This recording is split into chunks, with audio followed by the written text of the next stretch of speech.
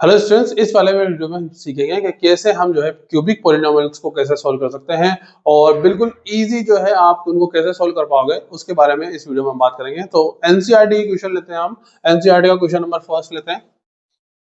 तो ये मैंने एनसीईआरटी का फर्स्ट क्वेश्चन लिख दिया है। तो क्यूबिक पॉलिनोमियल, सबसे पहले आपको पता होना चाहिए क्यूबिक पॉलिनोमियल होता क्या है। क्यूबिक पॉलिनोमियल वो होता है जिसमें हाईएस्ट पावर उसकी 3 रहेगी, तो उसको हम क्यूबिक पॉलिनोमियल बोलते हैं। देख सकते हो आप यहाँ पे कि इसकी जो हाईएस्ट पावर है वो इसकी 3 है, तो इसलिए इसको हम क्यूबिक पॉलिनोमियल बोलते हैं।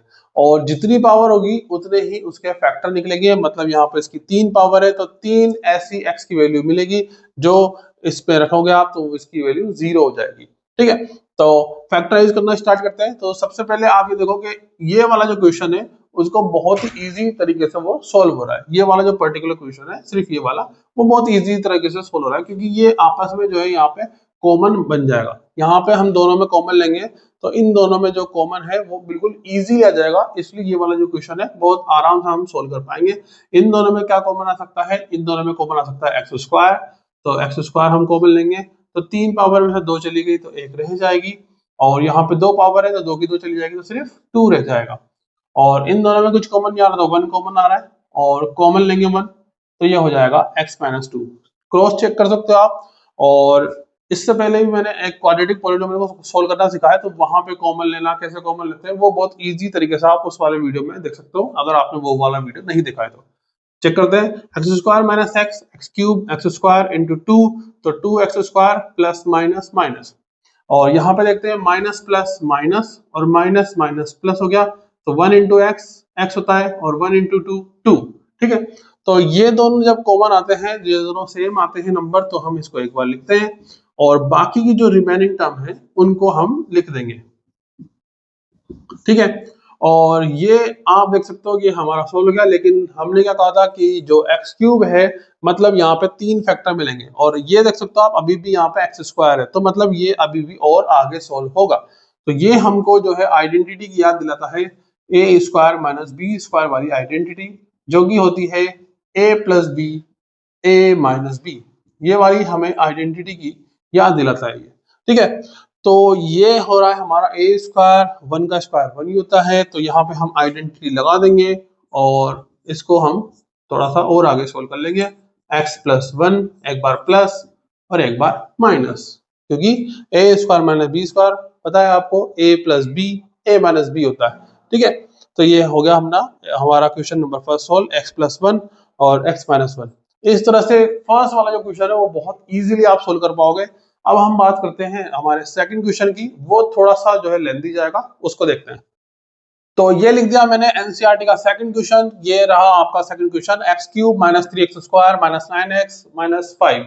तो ये जो हमने फर्स्ट क्वेश्चन किया था, वैसे हम अगर इसको करने की कोशिश करते हैं तो ये वैसे होगा नहीं, क्योंकि इन दोनों में कॉमन जो है वो सेम नहीं आएगा। तो देखते हैं हम, आपको बता भी देता हूं मैं कि क्यों वो वैसे नहीं होगा। और इन दोनों में से कुछ कॉमन लेंगे तो 1 नहीं आएगा, और ये एज इट इज ये रह जाएगा। तो यहाँ पे आप देख सकते हो कि ये जो है यहाँ पे दोनों टर्म सेम नहीं आ रही है, सेम नहीं आ रही है, तो ये आगे सॉल्व नहीं होगा। तो ये क्वेश्चन ऐसा सॉल्व नहीं होगा, तो दूसरी तरीके से करना होगा। तो दूसरी तरीके से कैसा होगा? तो सबसे पहले आपको क्या ध्यान रखना है, सबसे पहले आपको जो कांस्टेंट टर्म है लास्ट वाली जो -5 है, उसके हमको जो है फैक्टर करने होंगे। तो लिखते हैं हम ऑल फैक्टर्स ऑफ -5। जो लास्ट वाली जो टर्म है -5, उसके फैक्टर आपको पता है 5 के जो फैक्टर हैं वो क्या होते हैं, 1 और 5 होते हैं। ठीक है, तो प्लस माइनस 1 और प्लस माइनस 5, ये जो भी पॉसिबल फैक्टर थे हमारी कांस्टेंट टर्म -5 के, वो हम लिख दिए +1 और +5, प्लस माइनस 5। ठीक है, अब आपको जो है एक एक वैल्यू इस जो पॉलिनोमियल है इसमें रखनी है और चेक करना है। ये जिस वैल्यू पे आपको वैल्यू 0 देगा, मतलब अगर +1 करने पे आपको ये पूरे इसकी वैल्यू 0 मिल जाएगी तो वो उसका फैक्टर होगा। और +1 पे नहीं मिलती तो हम -1 पे चेक करेंगे, फिर वहां पे भी नहीं मिलती तो +5 पे और -5 पे। तो किसी एक पे तो हमको एक वैल्यू मिल जाएगी, उसके बाद फिर हम आगे बताएंगे कैसे करते हैं। ठीक है, तो फिर उसके बाद हम आगे देखेंगे। सबसे पहले इसको हम p ऑफ x अज्यूम कर रहे हैं, ये लिख दिया मैंने। और इसको बोलते हैं हम ट्रायल एंड एरर मेथड, और ये हम जो सोल्व कर रहे हैं वो by trial and error method से सोल्व कर रहे हैं।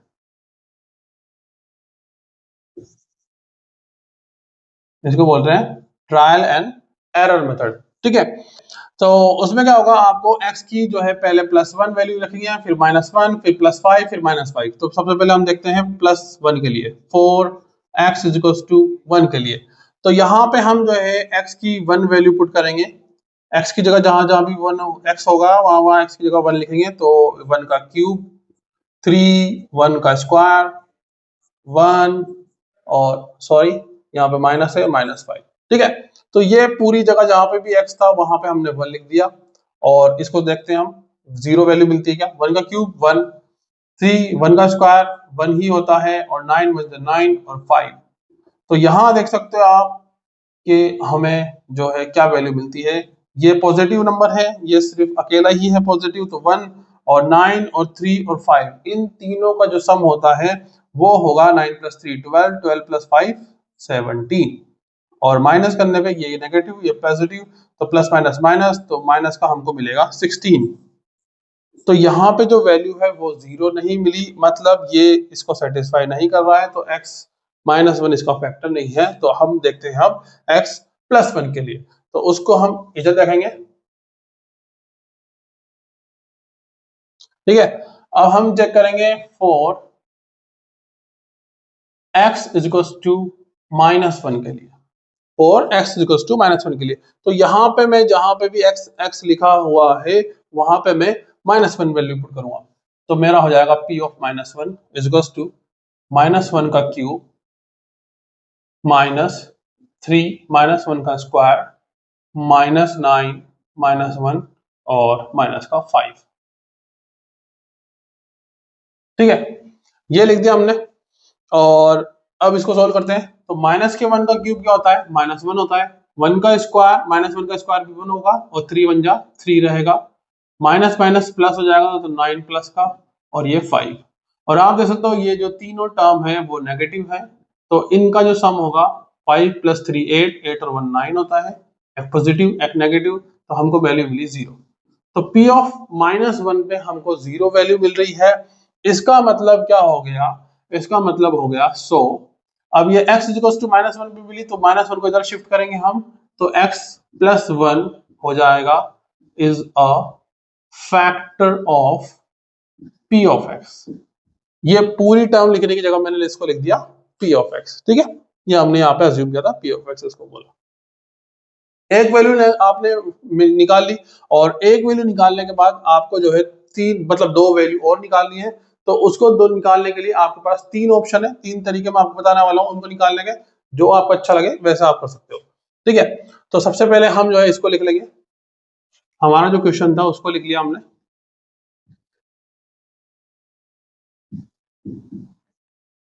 अब हमको जो है इनके फैक्टर करने हैं, और इनके फैक्टर से हमें x + 1 कॉमन लेना होगा। तो ऐसे तो x + 1 कॉमन नहीं आ रहा है, तो वो कैसे पॉसिबल है। अब हमको खुद को सोचना होगा कि कैसे जो है x + 1 इसमें से कॉमन ले सकते हैं। तो x³ और 1 लाने के लिए, x + 1 कॉमन लेने के लिए मुझे यहाँ पे x² होना चाहिए, तभी इन दोनों में से x² कॉमन आएगा और x + 1 वैल्यू मुझे मिलेगी। ठीक है, और अगर मैं इसको 3x² को x² अलग लिखता हूं, तो यहाँ पे मुझे वैल्यू लिखनी पड़ेगी 4x², तभी ये 3 बनेगा। 4 में से 1 माइनस करेंगे तो 3 बनेगा। ये नेगेटिव है, ये पॉजिटिव है, तो इसलिए माइनस होगा। तो ऐसा आपको सोचना होगा कि क्या होगा। ठीक है, तो ये आपको थोड़ा सा दिमाग लगाना होगा। और यहाँ 4x² लिखा है, तो अगली वाली जो टर्म है कॉमन लेने के लिए x + 1, तो वो होनी चाहिए 4x। इस 4x होना चाहिए, तभी आपको जो है कॉमन मिलेगा। अब 9 को हमने 4 तो लिख दिया, बाकी का क्या रहेगा, बाकी का 5 रहेगा, क्योंकि 9 + 5 4 होगा, सॉरी 4 + 5 9 होगा। तो ये हमने इसको ब्रेक करके लिख दिया। आप देख सकते हो यहाँ पे इन दोनों का 4 - 1 माइनस करेंगे तो 3, और 5 + 4 9। ठीक है, और अब पेयर बना के देखें तो इन दोनों का पेयर बन रहा है, इनका एक पेयर बन रहा है, इनका एक पेयर बन रहा है। तो ये आपको सोचना होगा, इसको हम जो है फैक्टर मेथड बोलते हैं। तो आपको खुद को सोचना होगा कि ये कैसे कैसे हम इसके फैक्टर करें, मतलब कैसे कैसे इसको तोड़े इन नंबर्स को, ताकि ये कॉमन हमारा आ जाए। ठीक है, पहले वाले क्वेश्चन की तरह नहीं होगा, बिल्कुल इजीली जो से कॉमन आ गया था, थोड़ा सा इसमें मुश्किल आएगी। तो देखते हैं इन दोनों में क्या कॉमन आ रहा है, x² कॉमन आ रहा है, तो क्या रह गया, x + 1 रह गया। इन दोनों में कुछ क्या कॉमन आ रहा है, इन दोनों में 4x कॉमन आ रहा है। तो 4x अगर आप कॉमन लोगे तो एक चला जाएगा तो एक रह जाएगा x प्लस 1, और इन दोनों में से कॉमन आ रहा है 5, तो रह जाएगा हमारे पास x प्लस 1। तो ये देख सकते हो आप कि ये जो सारी हमने जो दिमाग लगाया वो x प्लस 1 कॉमन लाने के लिए लगाया। ठीक है, तो x plus 1 x plus 1 x plus 1 तीनों टर्म में से कॉमन मिल जाएगा, तो उसको लिख देंगे हम, और बाकी की जो बची हुई टर्म है वो लिख देंगे हम x square minus 4x minus 5। ठीक है, और इसके बाद तो आपको पता है, इसके बाद तो आपको जो है क्वाड्रेटिक पॉलिनोमियल है, ये क्वाड्रेटिक पॉलिनोमियल को कैसे सोल्व करते हैं हम, बाय स्प्लिटिंग मेथड, है ना। तो स्प्लिटिंग मिडिल टर्म मेथड से इसको हम सोल्व कर लेंगे। तो करते हैं इसको आगे। आपको पता है मिडिल टर्म स्प्लिटिंग में कैसे करते हैं हम, ए सी देखते हैं हम आगे, इसके साथ कुछ नंबर नहीं है तो 1 है, और इसके साथ कौन है, ये 5 है, तो 1 और 5 होता है। 5 कैसे फैक्टर करने हैं, माइनस करने पे 4 आ जाए। 5 कैसे फैक्टर, माइनस करने पे क्या आ जाए, 4 आ जाए। तो क्वाड्रेटिक पॉलिनोमियल में मैंने इसको आपको सिखाया, क्वाड्रेटिक पॉलिनोमियल कैसे फैक्टर करते हैं, वो वाला वीडियो जरूर से देख लेना आप। ये मैं थोड़ा सा डायरेक्ट कर रहा हूँ, तो यहाँ पे लिखेंगे 5 माइनस 1, ठीक है, और x, फिर ये माइनस का 5, बिग ब्रैकेट कर लेते हैं यहाँ पे। 5 में से 1 माइनस करेंगे तो 4 मिलेगा, और 5 1 जा 5 होता है, तो वो 5 के फैक्टर हो गए। उसके बाद हम लिखेंगे, मल्टीप्लाई करेंगे, माइनस का 5x माइनस माइनस प्लस का x और माइनस का 5। देख सकते हो आप, एक नेगेटिव है एक पॉजिटिव है, तो माइनस करने पे क्या मिलेगा, 4 मिलेगा। ठीक है, यहाँ पे क्या कॉमन आ रहा है, यहाँ पे कॉमन आ रहा है हमारा x, और ये रह जाएगा x माइनस 5, यहाँ पे कुछ कॉमन नहीं आ रहा था 1, तो x माइनस 5, और दोनों टर्म में x माइनस 5 कॉमन है, बाकी की बची हुई टर्म x प्लस 1। तो इस तरह से आपका ये जो क्वेश्चन है वो पूरा सोल्व हो जाएगा। ठीक है, तो एक चीज और बताने वाला हूं मैं कि यहां से आपको यहां आने के, इस वाली टर्म से, इस वाले स्टेप से, इस वाली पोजीशन से यहां आने के आपके पास 3 ऑप्शन है। पहला ऑप्शन तो ये रहा, इस तरह से, भाई यहां तक तो आपको करना ही है, आपको फैक्टर तो निकालना ही होगा। उसके बाद आपके पास 3 तरीके हैं, 3 रास्ते हैं, 3 मेथड है वहां से यहां तक आने के। तो वो पहला वाला तो ये फैक्टर करके हमने किया, दूसरा वाला है डिवाइड, लॉन्ग डिवीजन जो मेथड होता है वो मैं आपको बताने वाला हूँ, और तीसरा एक बहुत शॉर्टकट मेथड है वो देख लेना। तो इस तरह से आप कर लोगे। अगर आपको ये वाला अच्छा लगा है तरीका तो आप ऐसे कर सकते हो। दूसरा वाला तरीका जो लॉन्ग डिवीजन मेथड है वो देख सकते हो आप, वो कैसे करेंगे।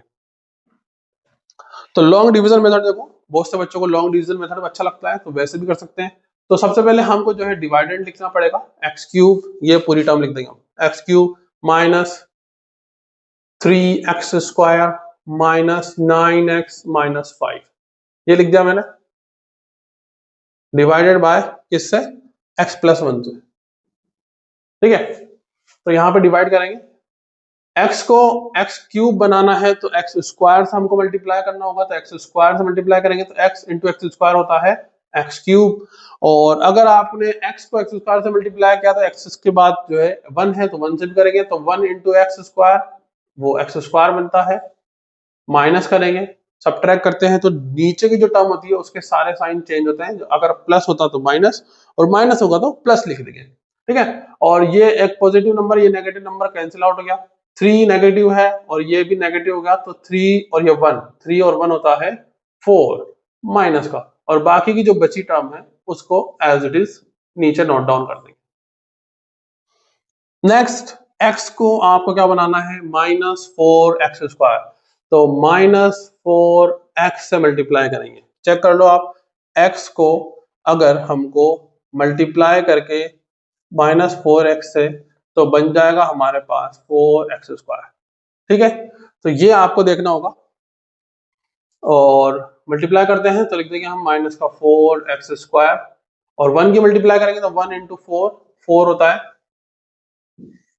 और साइन चेंज होते हैं, फिर माइनस है तो पॉजिटिव, ये माइनस है तो प्लस, माइनस को प्लस कर दिया, ये कट जाएंगी टर्म।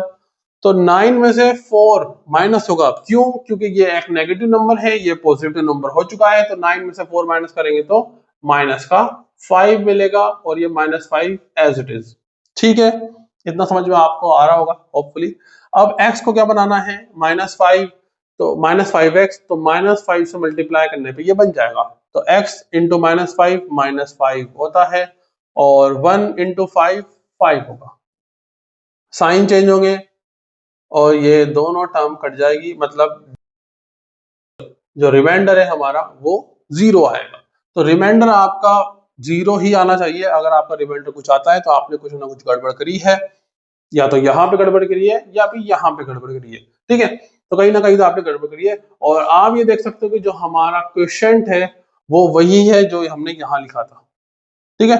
एक ये तरीका हो गया फैक्टर करके, एक ये हो गया लॉन्ग डिवीजन मेथड, और तीसरा वाला तरीका के लिए आपको एक ऐसे लाइन बनानी है, दो वर्टिकल एक हॉरिजॉन्टल लाइन, इसको हम जो है शॉर्टकट मेथड बोलते हैं, और ये वैदिक जो डिवीजन है उससे बहुत हद तक मिलता हुआ है, मतलब वैसा ही है।